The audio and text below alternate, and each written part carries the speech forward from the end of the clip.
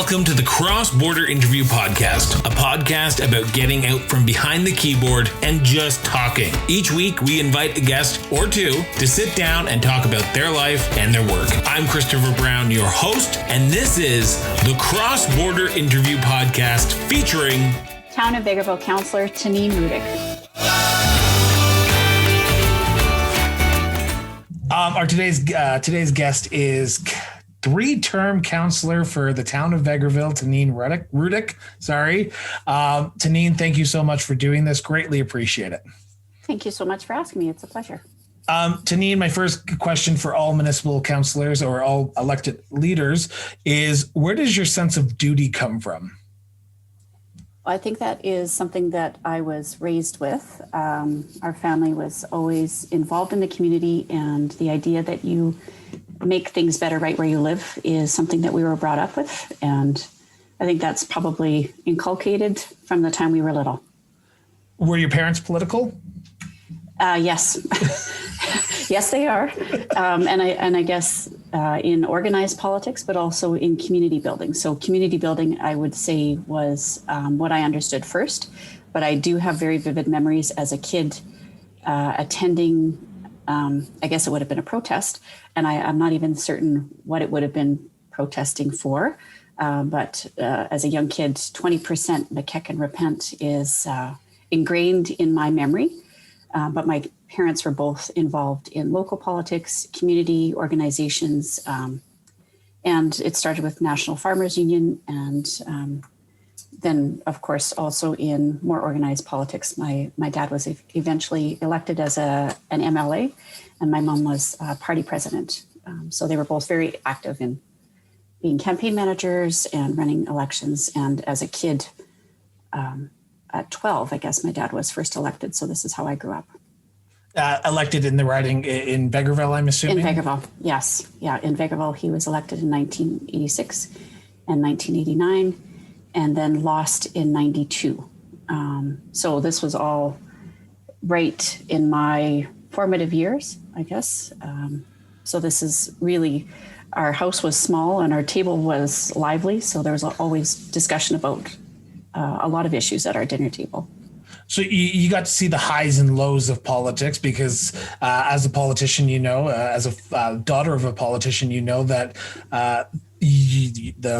the politician will go away and come back, and you might not see them for a few hours or a day or two at a time. So when 2010 came around, you decided to put your name on the ballot for your first election. Take me through that decision of actually deciding to put your name on the ballot. So I guess it would have been a process of thinking about it for a long time and then things aligning and then being asked.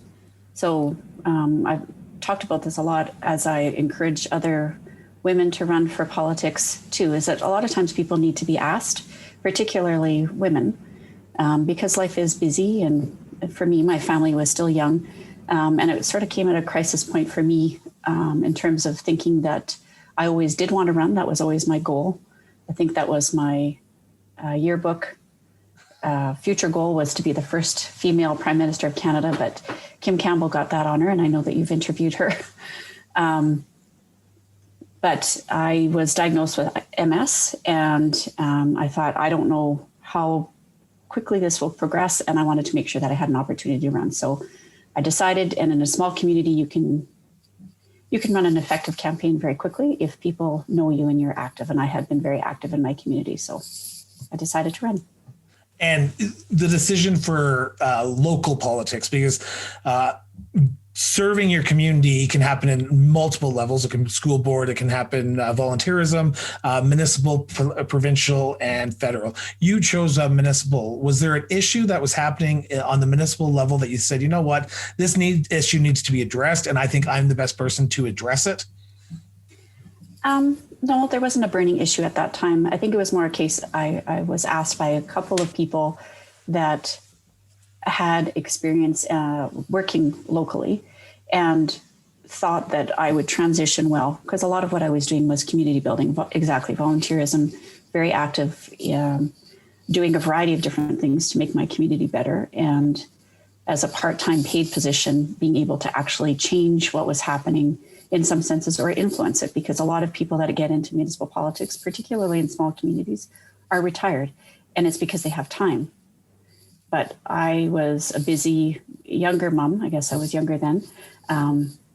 And I felt like my perspective was very different. And there are a lot of people like me that needed to be represented at the council table. So with support of my husband and my kids and my parents, it was a $500 budget campaign. So again, in a small community, my two contributors were my dad and my husband, or really our account. So I don't really have any favors that I owe to anybody except to be a good family member. So it was a quick launch. And let's talk about that campaign, because the first campaign is always a nerve-wracking campaign, because for you, you must have had the experience of door knocking with your father. And so you knew that was going to be one of the main issues that you'd have to get to, is go out and knock on all the doors and get people to vote for you. But that campaign, was there anything that surprised you during the campaign when you came up and knocked on people's doors, or were at the grocery store and people came up and said, hey, we're going to vote for you? Was there anything that shocked you during that campaign? Not so much the first one. The second one I would say was a little bit more surprising too, because it's one of those things, it is always surprising to me what people get hot under the collar about.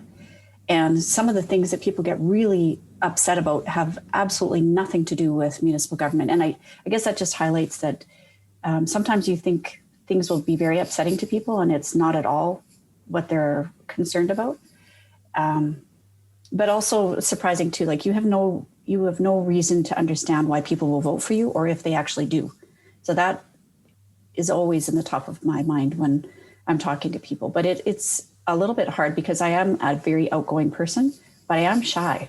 So it is a little bit intimidating to go and ask people, would you be willing to support me? And then having people that don't even live in the community saying, do you need money to run your campaign?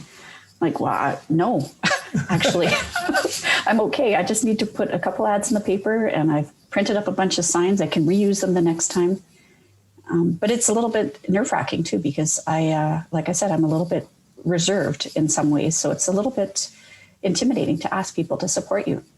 And it's nerve-wracking to ask people to support you, but it's also nerve-wracking to see that ballot for the first time with your name on it, because I've had the opportunity to see my name on the ballot, and I can tell you it is a surreal experience. And you expect to get your own vote. Hopefully, if you do go in and you vote for yourself, you don't expect other people to vote for you, because in the back of your head, you're thinking, okay, I'm doing this and I'm going to lose and I can go back to my regular life.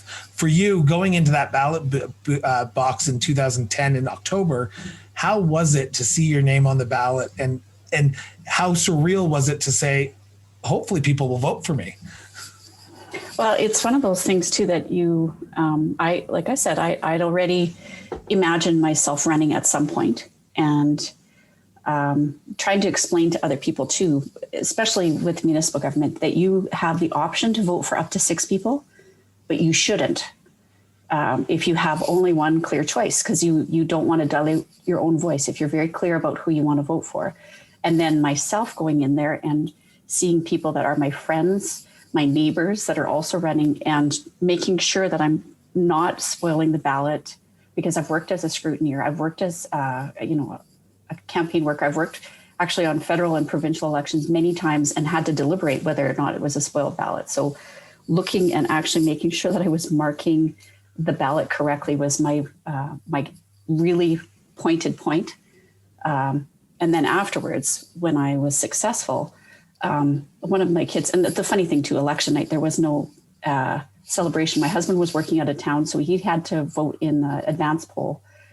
My brother-in-law came over to have a drink with me and my dad, because my mom was teaching and my kids were all in bed. So I'm by myself celebrating in my kitchen, having a little beverage by myself. And the next day, as the kids are getting ready for school, one of my daughters said, "Oh, I'm so glad that you won, Mom. I knew that you and Dad would vote for you, but I didn't know if anybody else would."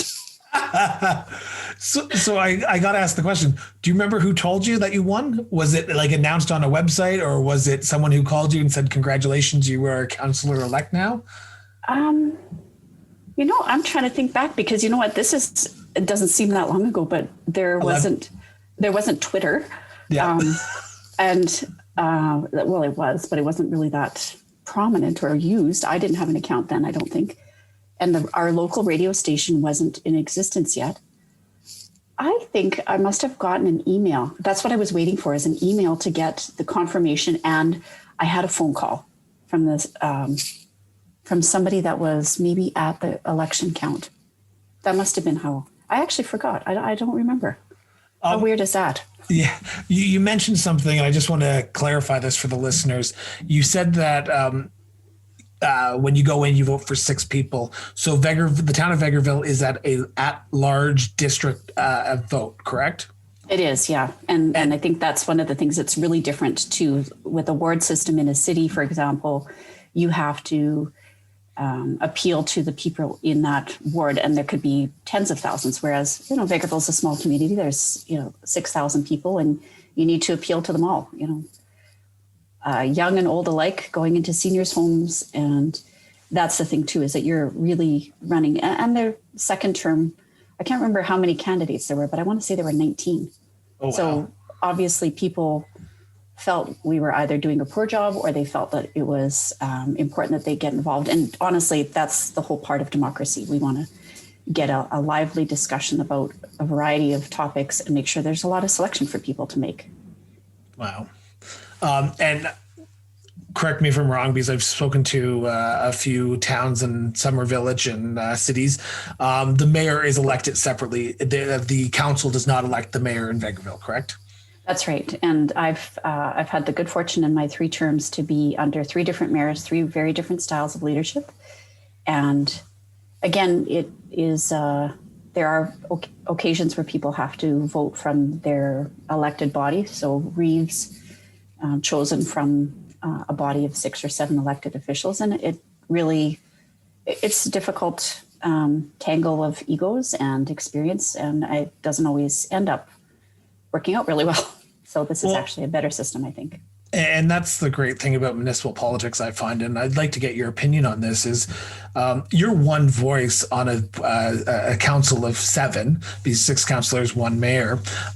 You have to get 4 of your councillors to agree with you. So while you might agree that one issue is important, if 4 other councillors don't agree with that stance, then you're not going to be getting that. So has working on a group of 7 in that situation and 3 terms with 3 different mayors, has that given you the ability to adapt to working with different people? Because that's the one thing that municipal councillors have to do, is they have to adapt. They have to make sure that they're always representing their people, their residents correctly and to the best of their ability. So has that 3 leadership styles ensured you the ability to adapt to represent your residents a lot better? I would say yes. I think that that's one of the sweet spots of a municipal government, particularly in Alberta, because it's nonpartisan.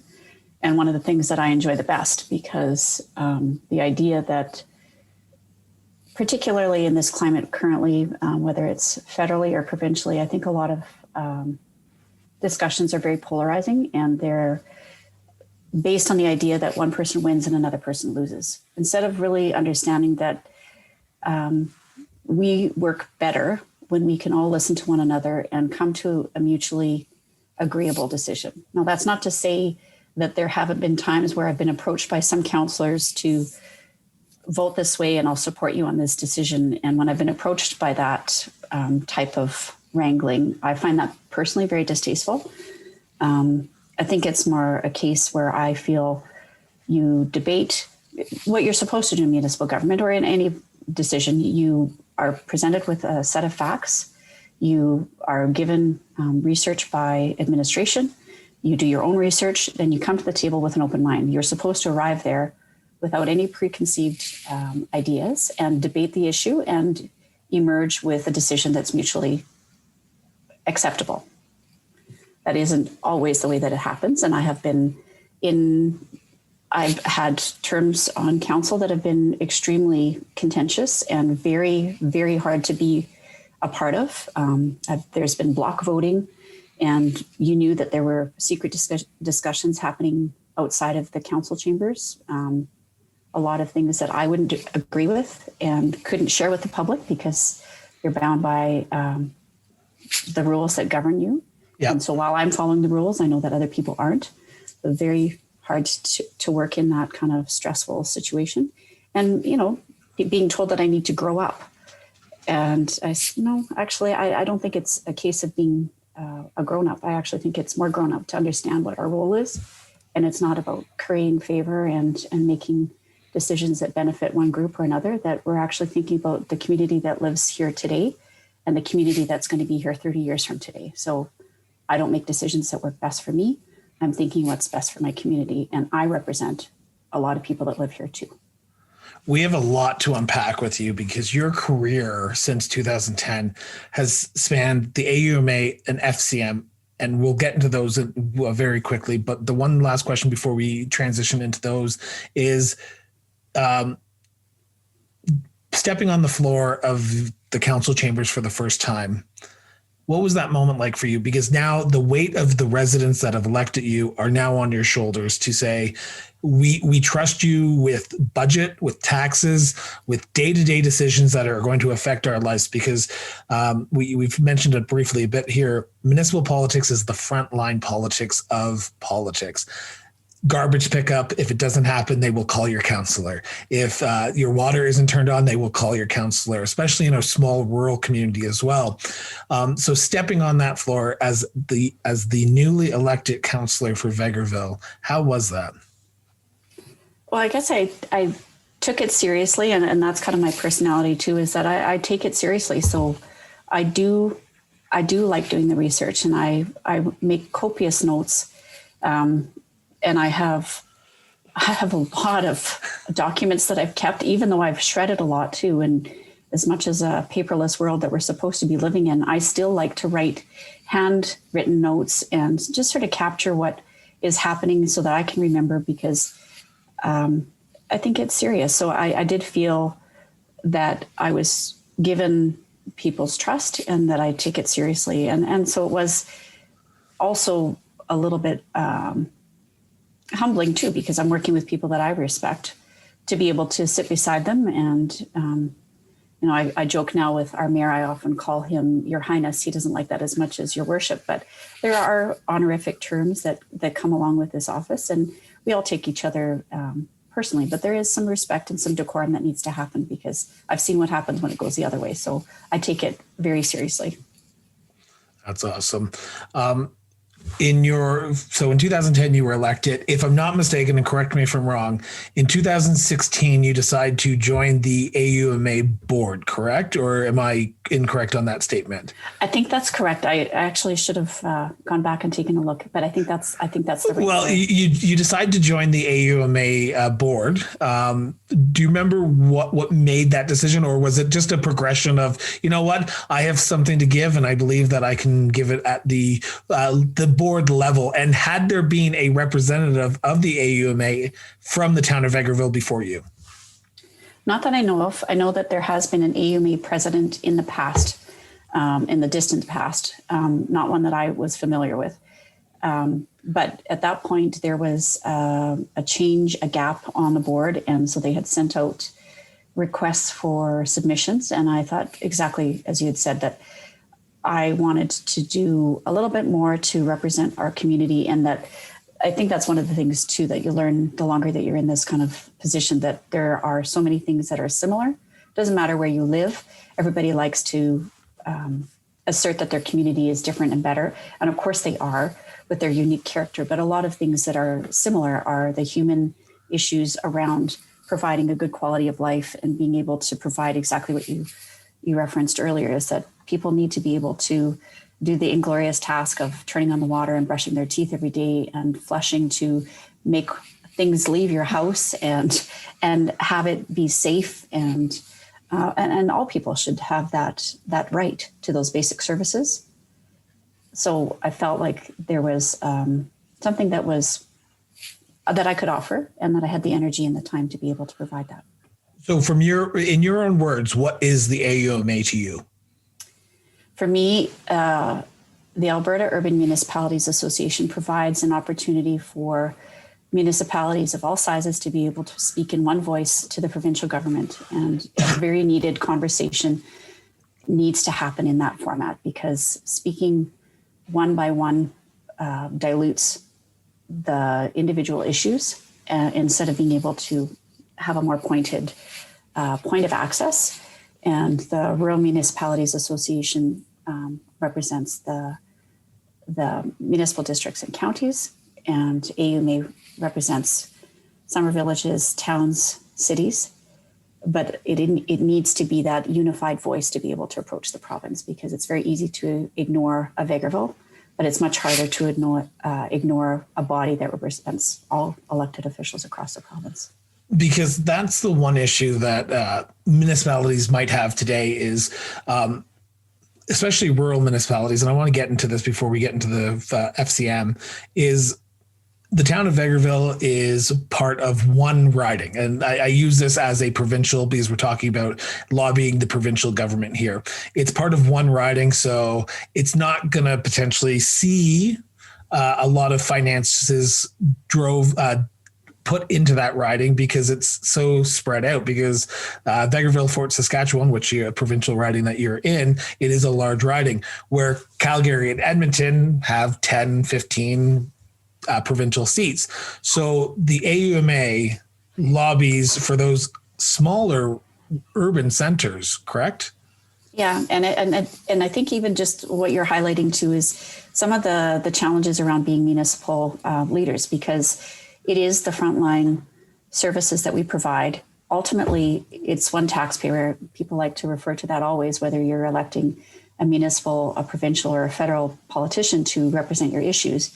The average person doesn't care who is responsible for that issue, whereas the Constitution does, and it delineates who is responsible for different responsibilities. And for that reason, then, a lot of times municipal or federal governments will point at each other, and ultimately who loses is local leadership. And often what that means is that smaller communities' voice gets lost in the fray, because, of course, people have traditionally centered themselves in larger urban conglomerations, whether they were cities or towns. That still tends to be the trend across the world. Urbanization is a fact, although COVID has really put a different twist on that. So for that reason, I think that there needs to be a way for people to be able to access levers of power, because it's very easy, again, to dismiss one by one all of these small pockets of population. But, there's a large number of people that live outside of urban centers for a reason. I didn't end up in Vegreville again by accident. It was a deliberate choice. And my children, my family, should have the same quality of life based on the fact that we pay taxes in every way, federal and provincial taxes as well. And so for that reason, too, people that live in smaller communities should have access to the same types of services, like broadband, for example. That's been very evident in the wake of COVID, that there's a very different playing field. And we've been talking about it for a long time, that, again, people in rural communities are getting left behind. They don't have access to the same educational, medical, entrepreneurial opportunities if they don't have broadband. That's a basic right, and everybody should have access to it. And it's become more evident, particularly during COVID, when everybody was at home or everybody was experiencing challenges. It really laid bare a lot of topics that we've been talking about for a long time. Now, just a side note here, I know that Vegreville just did go through a new revamp of their broadband. So how has that changed the town for the better? Well, I don't know that we've necessarily experienced all of the benefits yet, but we have the good fortune to have fiber throughout our entire community. So as the chair of economic development, that's one of the things that I've been really trying to focus on, is that if you can work anywhere, why wouldn't you work a place that has the community minded amenities? So you could live in a smaller community, have the safety, the proximity, and the comfort of being able to live in a safe community that provides all the benefits that your workers might want or your family might want. If you can walk anywhere in the community in literally from one end to the other in 25 minutes, or your commute is 5 minutes, imagine how much more time in your life you have to do the things that you want to do. And I think that that's really something that we're focused on advertising more and more, because it really is a benefit. That's awesome.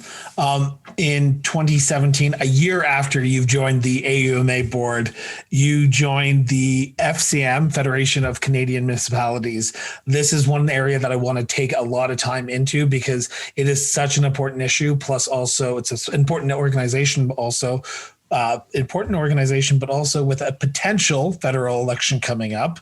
How does, and this, I guess my first question is, from your standpoint, what is FCM, the Federation of Canadian Municipalities?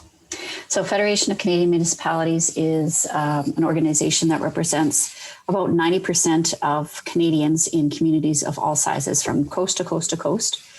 And the position that I ran for was to represent Alberta municipalities, again, of all sizes. So this is a position that all delegates that attend annual conference, and it's a one-year term, so I've had to run 4 different times.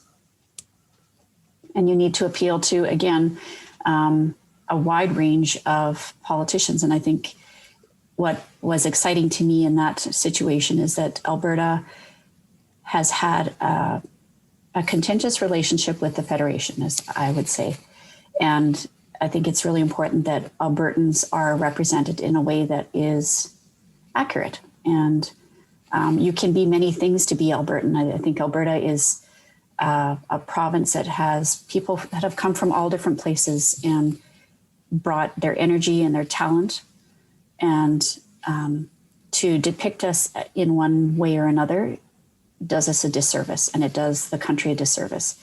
And when it becomes very polarizing over economic issues or environmental issues, like pipelines, for example, that really diminishes what Alberta is. And I think that the FCM has been an extremely important body in the last, it's been an important body over its inception since, the early 1900s. But I think it's become ever more apparent that municipal leaders represent Canadians in every community across the country. And when you meet people's basic needs right where they live, you immediately drive the economic and the socio standings of people everywhere. And so there's been a lot of relevance given to FCM based on the fact that they can reach people who live in communities of all sizes in every corner of the country. As one of the few, if I'm not mistaken, I think 4 board members who are currently in Alberta. I think there's one from Calgary, one from Edmonton. I believe there's another one, and yourself. Don't quote me on that, but maybe Taneen will be able to correct me on that. How have you personally advocated for Alberta's municipalities on the FCM? So when I first ran, this was in the wake of a decision that was made by the federal government for our community. So our largest employer was the Immigration Center, the Case Processing Center. And the way that we found out, our council was, we were doing different things. I was actually in a meeting and received a text from one of the employees saying that they're shutting down the Case Processing Center. You need to come to this meeting right away. And so a lot of us received these texts, and I was literally in another meeting and dropped everything and went to this other building in town where the staff were getting told that this was getting shut down, and, too bad, so sad. What are you going to do about it? And it was in the wake of that discussion that our council became very aware of the fact that these decisions can be made without any thought or consequence to the fact that you've completely decimated a community. When 10% of the employment is removed from a community, just at the stroke of a pen, deciding something far away and not understanding the impact to a community is wrong. So in that wake, we started very actively lobbying as a council, which then sort of led me to the position that as a small rural community, this could happen anywhere. If you were going to take 10% of employment away from Toronto, you would be hearing gnashing of teeth and railing against this decision to the highest point. Why isn't Vegreville as important? It should be, particularly when there's a lot of time and energy developing programs that are intended to revitalize rural communities or economic development of different sorts. But it's a decision that was made by the federal government based on a set of parameters that didn't consider the people that it was affecting. And for that reason, too, That's really was my focus then, and it continues to be my focus, that rural communities need to be heard. And there are larger centers of population in the large metropolises of the country, but on a different scale, we have the same issues. Homelessness in Edmonton is a problem. But guess what? It's starting to be more evident in rural communities too. And it looks different, but it is experienced in each community. And our ability to be able to respond to those issues is increasingly hampered by the fact that we don't have the populations, or we don't have the staff on our administrative team to be able to address these issues. I mean, it's much different if you have an entire team being able to deal with social issues. I mean, everybody knows that you're supposed to have clean water and sanitation, but do all communities have that? We know that that isn't the case, particularly with First Nations across the country. So, sorry. It's getting back to the immigration processing center in Vegreville that was closed down. I agree that it was a stupid move on the Canadian government's part. It was a stupid move. I'll be the first to admit that. Playing devil's advocate, though, it comes down to money, dollars and cents. Is it cheaper to have a facility like that in a rural community or an urban center? What is your callback to that? What is your sort of checks and balances to say, you know what? Well, it might be. It's not cheaper to do it in Edmonton. It's actually cheaper to do it in Vegreville. It is established here. So how do you justify saying, you know what, you can't decimate our community by removing 10% of our workforce, even though it might be cheaper to put it in Edmonton? And I'm not saying it is. I'm just saying, to play devil's advocate, how do you advocate for something when the government has to look at dollars and cents, right? They can't be looking at as a human perspective, because people get fired all the time. People get downsized. Companies go through downsizing. Municipalities have had to do it during COVID. They've had to shut down. They had to lay off people because of rec facilities. So in this case, how do you advocate for something that the government has to look at a dollar and cents and respect the taxpayer? So this is actually, I think, one of the things that was the fire that was really in all of our belly. And we knew that we couldn't speak loudly enough to be heard. And so we hired outside help to be able to focus our attention, and we raised our voice louder. So we've initially passed a resolution at the RMA, the Rural Municipalities Association of Alberta. Then we passed it at AUMA. We passed it at the federal FCM annual conference. We also did it through the provincial chambers of commerce, that then went to the national chambers of commerce, that basically said, if a decision is made by the federal government to remove a major employer, they at least need to come up with a business case and speak to the community. Because this is the thing, at first it wasn't even, we didn't even cross their mind. It never came across their mind to say, hey, by the way, we're going to let go 300 people. Just thought you should maybe know that it's going to affect your assessment of your property taxes, for example. Everybody's houses prices are going to be affected. We're going to remove kids from your daycares, kids from your schools. We're going to change your funding formula with federal and provincial grant funding because we're taking people out of your community. All that aside, as disrespectful and dismissive as that was, it didn't make good business sense. It is absolutely cheaper to run a remote office in a rural community. We proved again and again that this wasn't based on good business decision-making. And further, it wasn't made with that kind of decision-making. It was parameters that were put in place. For example, one of the arguments that was made to us is, well, you don't have access to public transit. I said, well, have you been in Vegreville? Because you don't need public transit. I mean, if that's your scenario, that you're fitting this parameter of expectations for this office, you don't need one if you can literally walk from one end of town to the other in under 20 minutes. So this isn't an Ottawa, for example, where you're moving offices from one part of the city to another. This is a small community. So no rural community, including Summerside PEI, which also has a large government office, would meet your parameters if you come up with those. If you come up with a measuring stick that applies to cities, it'll never apply to communities like ours. It's a town. So we proved that over and over again, that this set of decisions didn't have a backing in business sense. It was based on another set of circumstances, and we couldn't change the decision for us, But when we went to the National Chambers of Commerce and other communities said, well, Vegreville, get over yourself. What does this have to do with us? It was a case of, if this can happen in Vegreville, it can happen anywhere. And it shouldn't. You should, I'm a taxpayer too. As a Canadian, I feel that decisions should be made that are sound, whether that means that you only consider the dollars and cents, which we proved it was cheaper. It was not cheaper to move to Edmonton. Absolutely not.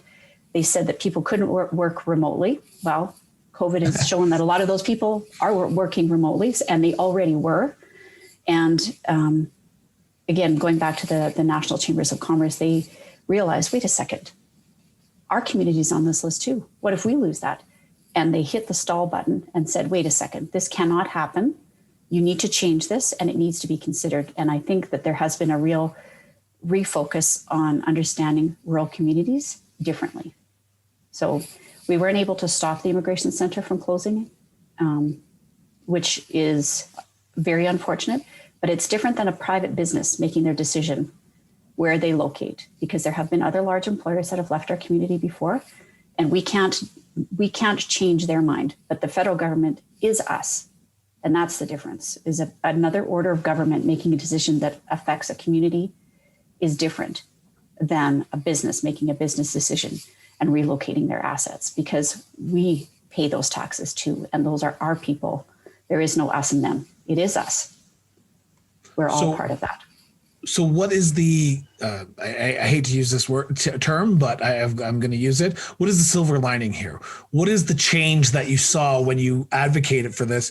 Was it, hey, you need a business plan from the federal government to actually tell us why you're doing this and why it makes financial sense to move a large industry that will affect a small urban center or rural center out of our community? Or was there another silver lining that we haven't talked about? I think there's a few different parts to it. That's definitely one of it. I think that the understanding that being far away from a community is not an excuse or a reason to not understand the implications of your decision. So I think that's the difference between being administration, for example, or a politician. So if you make a decision in an office and you don't actually see what that, deciding a sidewalk should go on this corner of the street instead of actually going outside and looking where people are actually walking, makes a difference. Yeah. And this is a larger scale of that. But more importantly, too, it really made us as a community wake up, because we were fine until we weren't. And to look at ourselves and address, we don't even know how many people are working in each sector. We don't even know who our major employers are, because we've just we were fine until things happened. And all of a sudden we needed to really address those issues. So what it allowed us to do is work collaboratively, and everybody likes to use that word, but we had a Conservative MP, we had an NDP MLA, we had a labor union and municipal government all pulling in the same direction. And it confused the heck out of the federal politicians. They were like, what is going on here? How can you all be saying, basically the same argument, that this isn't fair and this isn't right? And then after that, going back and saying, okay, business community at large, what are we building towards? What are we looking for? How are we going to make our community better? And how are we going to market ourselves? Because that's the thing too, is that we assume that people are going to know, when people say we're the best known secret. Well, we don't need that. We actually need to say, hey, you in Edmonton, you don't know your neighbor? Why don't you move to Vegreville? When you move here and you can be heavily pregnant with a toddler and a 4-year-old, your neighbors are going to bring over baked goods. You want to buy something at the grocery store? We already had delivery. We had that before COVID.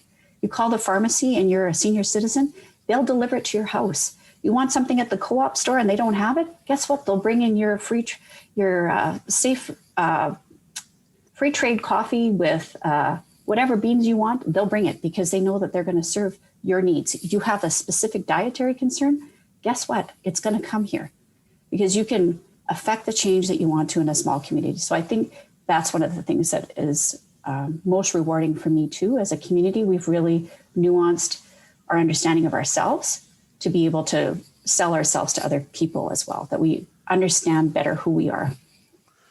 With a potential election, knock on wood, it's not going to happen during a pandemic because that would be the stupidest thing in the history of the world. But I'm not a federal politician. It's a minority government. We'll leave it up to Aaron O'Toole, Justin Trudeau, Jagmeet Singh, and the Bloc Québécois leader. But if there was an election called within the next, say, 6 months, 6 to 8 months, because that's what the anticipations and that's what the pollsters are saying, what issue does FCM want on the radar of federal politicians this coming election season? And what issue does FCM want residents to start asking their local candidates if on one side or the other, what they believe is this, what they believe in that issue? I think it's been a multifaceted approach. There's definitely a rural lens applied to a lot of different issues, which I'm thrilled about, but an understanding that if you want appreciable improvement to the lives of Canadians and building back better together, that means that you need to include voices from communities all over the country. How you do that is provide the tools to local leaders to be able to do that. And so some of the things that we've talked very specifically about is gas tax funding, for example. Perhaps a little bit of a misnomer, but what it is, a grant that applies from the federal government directly to communities to make decisions locally. So it allows local economic development by stimulating local tradespeople to build the infrastructure, the buildings, the roads, the sewers that are going to make communities better across the country, and allow for local projects. So infrastructure, broadband, a focus on transit. So whether you're in a larger center, the ability for people to get to where they need to be, whether it's work or home, being able to reduce emissions in larger centers. And in smaller centers, there is a new announcement that the federal government put out about rural transit. And for me, I think maybe even calling it rural transportation is really key. If you're in a small community like ours, you know, it's a double divided highway, great commute to the city, an hour each way. So that's easy commute. But if you could allow people to be able to have some kind of transportation system and get them moving to employers or vice versa. I mean, really, if you don't want to save a couple $100,000 by moving to Vegreville from Edmonton, for example, and have a smaller class size for your kids and be able to have that, then maybe you want to come reverse commute. Maybe you want to hop on a bus and come to Vegreville. Or there's a lot of really creative examples of on-demand transit systems in smaller communities. So I think those are the kind of issues that FCM has been putting forward, and it's to all political parties. So despite what I hear sometimes is that it's partisan one way or the other, I think probably they're hitting the sweet spot. If people are saying you're to this or to that, it's actually probably none of those things. We're talking about what makes communities better. And that's been a real focus at talking about housing is even more important, whether you're trying to escape suburbia, like I just said, and be able to have quality of life and being able to own your own home. People are very house poor in the wake of COVID. So those are all issues that federal politicians of all stripes are listening to, because somebody wants to come up with the antidote. Recovery from COVID is a challenge, particularly in the wake of the pandemic. There's a lot of things that are still resonating very, very deeply in communities across the country. Before we move on to my next subject, you brought up the pandemic, and I want to ask, how is the town handling the pandemic? How are your residents?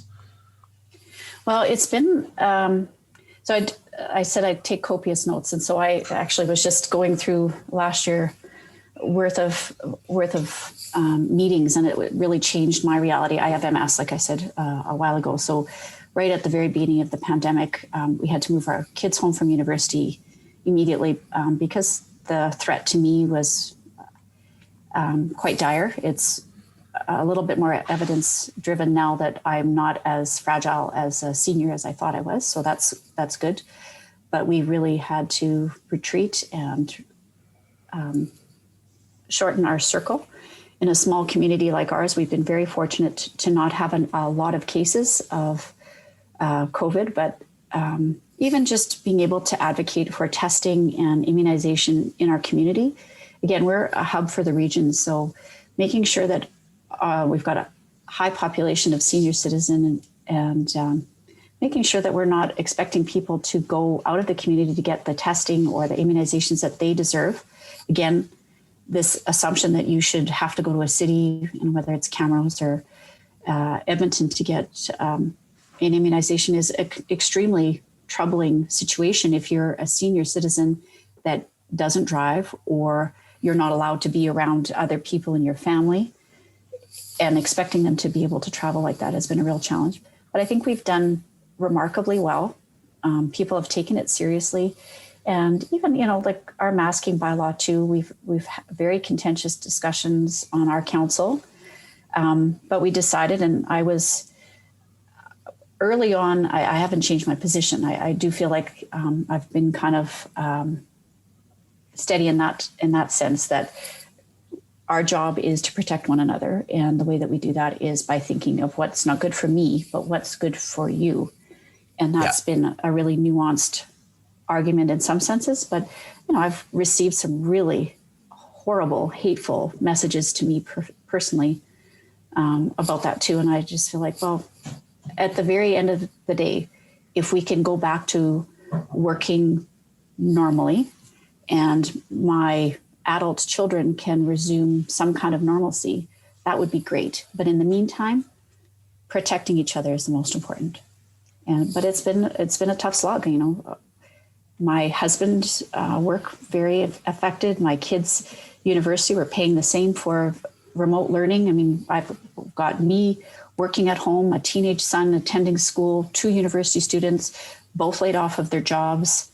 It's a very troubling time and really challenging in a small community, trying to make economics sound and viable. So we've done very well in Vegreville, but it has been a challenge. We've got a lot of senior citizens and they're very isolated, and we've been able to do a lot of great tourism activities to be able to safely celebrate where we can. A lot of really creative ideas. We've done really well.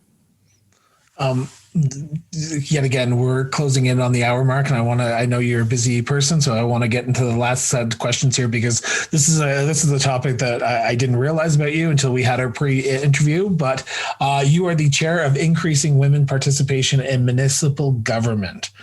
That's right. With the election coming up this is airing in May, so let's say 5 months from when this is airing. And technically the nomination period is now, so you can file your nomination paperwork whenever you want. Why is it important today to get more women involved in politics, not just at a municipal level, but all levels of government? I have this discussion all the time, even with female elected politicians. But the statistics are right now that approximately 25% of elected officials are female, for various reasons. There are other places where it gets higher, but we have a challenge in Canada making sure that our elected officials represent the communities from which they come. And voices are different, our perspectives are different, and it's not just, it needs to be diverse voices around the decision-making tables. And we need to ask each other, we need to make space for other leaders, we need to have different types of leadership. And there's such a range of politicians that are available, but a lot of times women exclude themselves from the opportunity. I mean, myself included. I have a poli-sci degree. This is something that I'm always had a focus on or interest in, but I never thought that this was the right time or it should work for me. And we need to ask women to lead, whether it's school boards or local organizations, but we need to make sure that they're able to run. We need to make sure that they win, and we need to make sure that they continue to lead, because that's the other part too. That's the 3-part of one of the initiatives that I worked as a governance rep for, is the Towards Parity project. And it does change the conversation around the tables. And I would say again that even in the last election, municipally, I had a little old lady in a senior's home when I was talking to her, and she said, "What would happen if all of you women won?" And she kind of giggled and she says, "I can't wait to vote." And for her, it's a completely different reality. But we live in a time where we still are facing that kind of struggle. So Rwanda has parity. Why can't Canada? So we need to actually make it easier for the levers of power to be accessed by a variety of different leaders and not necessarily the traditional. So the first part of that is you have to ask. You have to ask women to run. What is the question you should be asking women to get them involved in politics? Because that is always the hardest part, is the first question. How do you say, hey, you should run from your perspective? And what do you tell people? What do you tell women across Alberta when you tell them they should be running for municipal government in this upcoming election? Well, I think it's, changing what you're already doing. You're managing. And I think that's the other thing too, is that they feel like they don't have the experience. Well, you do. Your voice matters. So it doesn't matter if you're, a lot of politicians tend to be lawyers. Is that the best or the only type of leaders that we should have? We should have a diverse set of experience making decisions. I mean, on a given day, we could be making decisions about purchasing a compactor for a landfill, or deciding if we're working on our welcome and inclusive initiative for our community, as well as deciding what the bylaw is going to be for dog licensing. I mean, the range of topics on municipal government are wide. That said, there are people of all stripes that remove themselves from that conversation, and they don't need to. So I would say you do have the experience, your voice does matter, and other people will support you. When you start this project, you will find supporters and people that you don't expect. The other part of it, to be really honest, is that we need to be better to one another.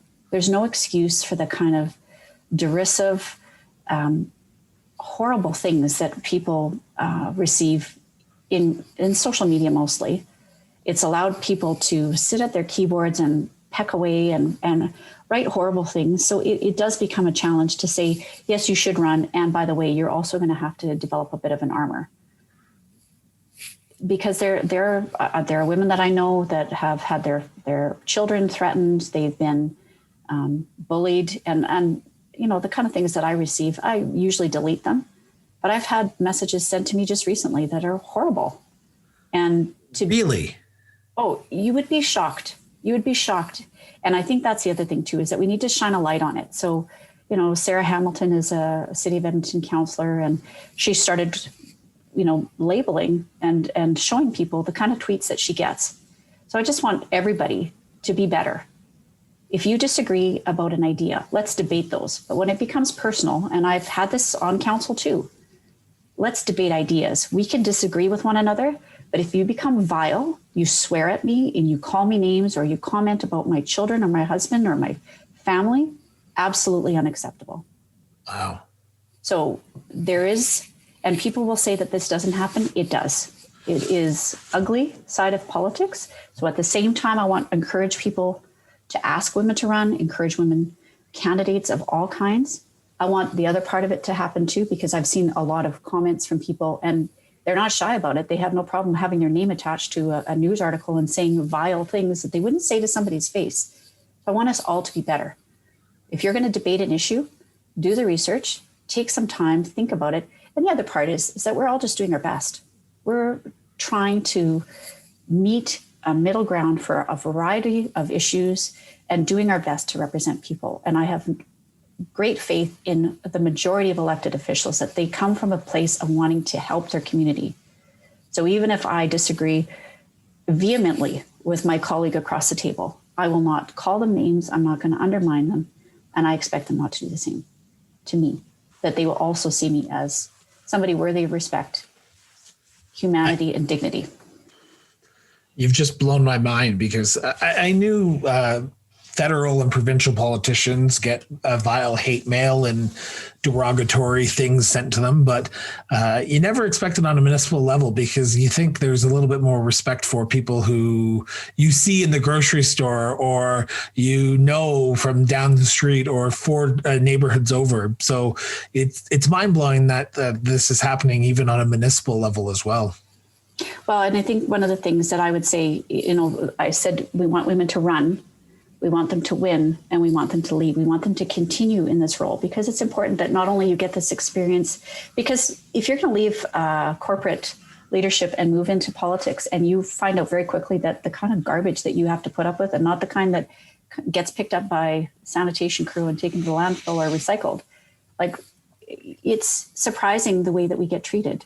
And it is culturally important that we start to be better about how we protect one another. And part of that is having a cohort of women officials just sort of talking about, this isn't just you. It's not just you being picked up and bandied about in the news, or the opposite, asking all of the male colleagues for their opinion about different issues and coming to you for the fluff. It happens everywhere. And being able to have at least a place to vent about it. My husband will want to go out and protect me whenever I get something vile. My kids want me to do a social media post and just expose this toad that sent me these messages. But I also think there's another part to it too, is that we all need to think about how we're talking about elected officials. I don't care if you didn't vote for them. Don't vote for them next time. Come up with a different idea. Run a campaign, but stop the nitpicking ugliness. We don't need to do that. That makes us less than what we're capable of. And I really feel like leadership needs to go to a different level. And we need to start thinking about, as people, what do we want to do to make our world better? That's what our job is. And we're not being better when we're picking each other apart and just being brutal. Honestly, it's shameful when I hear some of the stories of my friends, and I'm not going to be shy that there have been a lot of tears when we're talking about these really raw moments and, threatening people's children. There's a mayor in Eastern Canada who has a child with disabilities. I mean, really? That's fodder for Twitter trolls? You're going to pick on a woman's child? Do you do that with a male politician? Do you tell a male politician that, where are your kids? Who's taking care of your family when he's at a meeting? It's never been a consideration.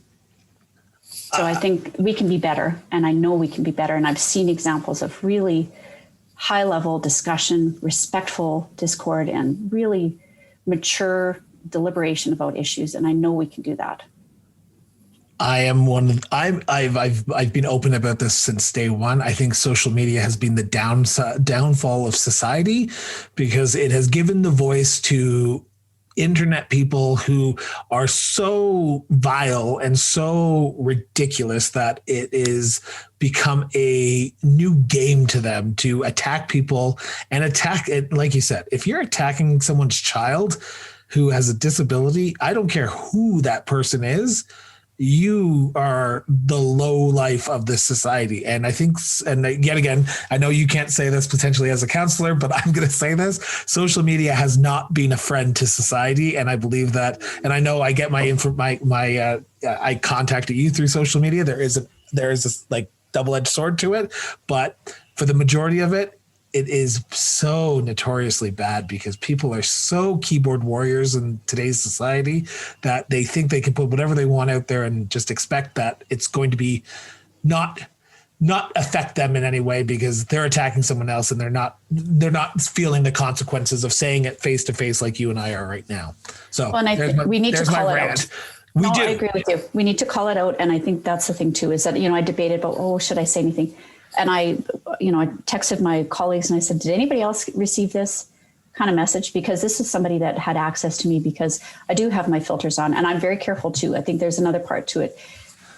How you engage on social media is important too. You don't have debate on social media. So I'm also very careful about what I put out there. But my colleagues hadn't received these comments, and I reported to the RCMP, and they took it seriously. And the last time I did this, they didn't take it seriously, because things have changed over the years too. I think they also understood, wait a second. And this individual, when he got caught, he tried to say that it wasn't him. He was shocked that he got found right away. Of course. And he apologized to the RCMP officer. He certainly didn't apologize to me. But I think that's the other thing, is that we need to police ourselves. So I've used social media to keep in touch with my friends across the world. It is my way to be able to connect with, I was an exchange student to Japan. It's my way to be able to keep in touch and have an eye on what they're doing, at least in a touching way, be able to see like day to day, little touch, to be able to see what's going on over there.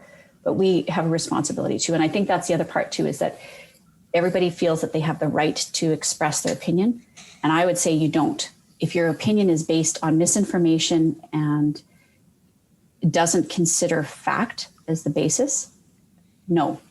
Rights don't come without responsibilities. You need to be very clear about that so that I don't have the right to blast people and they don't have the right to blast me. There's a responsibility. But again, that assumes that everybody is able to be mature. That's true. And it is a nuanced growth. Last question before we get into the wrap up here. Municipal election. I'm going to take your thought here and ask you one question. And I'm assuming you know what the question is going to be, but can we expect a fourth term out of you? Wow. So my notes here and my heart both say, I don't know. Okay. So I don't know. The challenge with a smaller community is that it's part-time and it can be as much or as little as you want to. And so I've been fortunate to have really busy terms. I've had the good fortune of being able to work on a variety of initiatives from family and community support services to solid waste management to economic development, Chamber of Commerce. I've really been able to run the gamut, and our council has really been able to do a lot of community building in raising our awareness of ourselves, raising the awareness of our community in the larger context. We're really getting to some great conversations about inclusivity and making sure that we include diverse voices, whether it's from LGBTQ plus or refugees or lower income. We're really expanding our conversation. We're improving our outdoor opportunities in terms of recreation and building facilities out, as well as really actively pursuing economic opportunities. So we've done a lot of great things. I really feel like I've made my mark on my community and I can see that I've helped. That said, I don't know. It's 6 months from now. I am looking for full-time employment, and it is confusing to people sometimes when they see that I have a part-time job that I feel passionately about, but I would also feel passionately about a full-time job. And my children are older. I've got a lot of energy and desire to help building great relationships. I actually really like conflict. That sounds counterintuitive, but I love getting into the meat of a really contentious issue and being able to rise above it and get people to see commonalities. So I don't know. I don't know what's going to, maybe when this airs in a month, maybe things will be a little bit more solid for me. But at this point, it's 6 months away from actually needing to declare if I'm running. In a small community, again, you can ramp up pretty quickly, and I can run to 2,500 houses. Sounds silly, but I can go to 2,500 doors pretty quickly. So I'm not sure. Oh, well, either way, you have been a delight to talk to. But my last question, and this is the part of the interview that I love, because I always love to hear politicians brag about their community. So in a perfect world, pandemic ends the day this airs. Why should people come out and visit the town of Vegreville?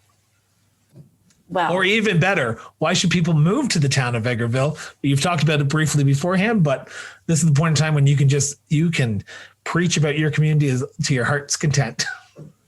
Well, okay. So if you're going to come and visit in a pandemic reality that we have, where people cannot travel far away, if you want to be able to have a day trip within the province, it is a welcoming, easily accessible community to be able to come and enjoy a variety of activities.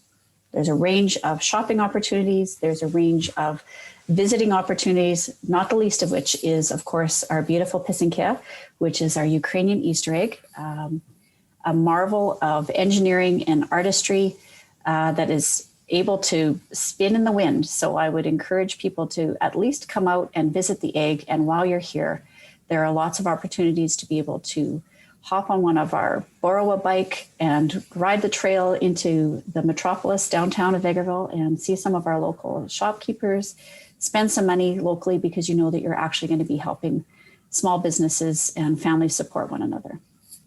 If you're moving, I would say we've got a housing boom right now in Vegreville. We've had a little real estate boom as people are trying to take advantage of the great interest rates and be able to save a lot of money. And if the pandemic didn't drive home the point that you can be close to one another without being physically close, and you can work anywhere, why wouldn't you choose a community that has excellent educational and entrepreneurial opportunities where you know that if you need anything, you can get what you need? So whether it is access to great hospital and medical facilities, a range of opportunities from acupuncture, massage, naturopath, to having fantastic array of GPs to be able to provide personalized care for your entire family, to being able to access great educational opportunities, this is the place to move to.